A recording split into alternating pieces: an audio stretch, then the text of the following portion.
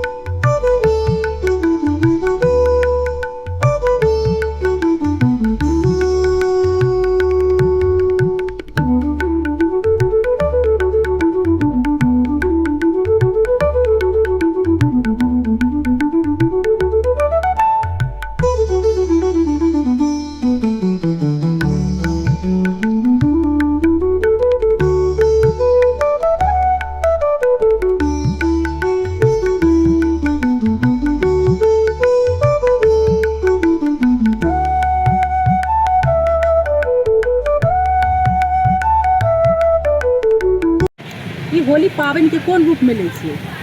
होली एगो हमर सबके संस्कृति के जनकपुर के लागि सबसे बड़का होली होइ छै।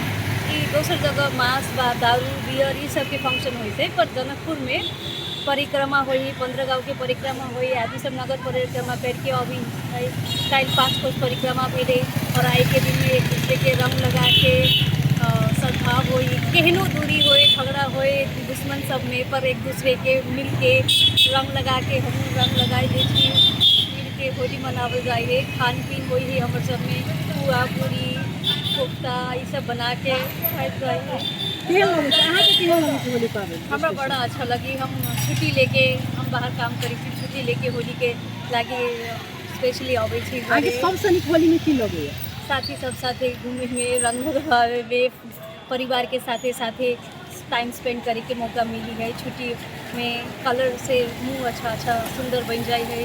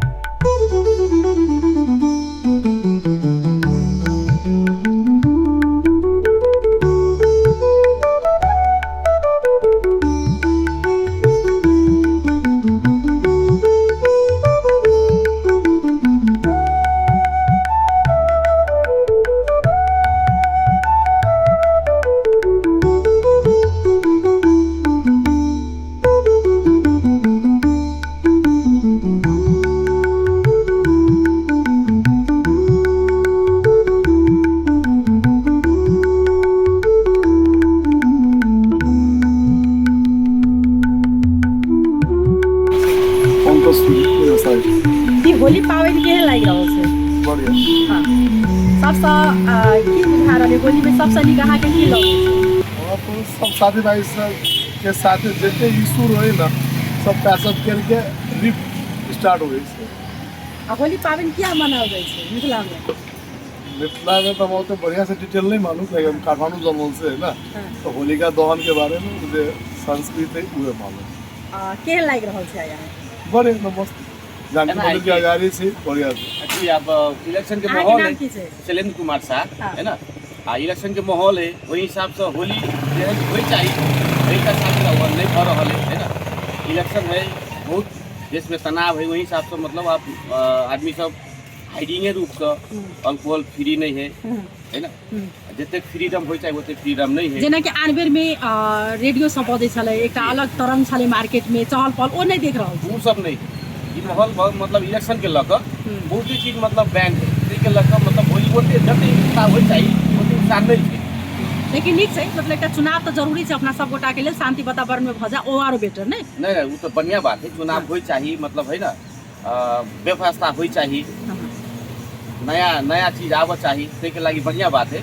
होली तो अगिलको साल होते, लेकिन चुनाव शांति वातावरण में हो चाहिए। अहाँ की सबसे नीक होली में की लगे छै? होली में रंग लिए है ना, एंजॉय के लिए साथी नया सब भेंट घाट भेल है ना, कि हमरा अहाँ के मिथिला के कल्चर है, वही में कल्चर में हम रंग खेली छिए है ना, एंजॉय करी छिए। बाहर से होबे आदमी दोस्त महिम होइ छै है ना, रिलेशन होइ छै। होली में तो सब बाहर के आदमी सब आबि के है ना, उ सब एंजॉय करी छै, उहे सब एकटा है। अपना सबके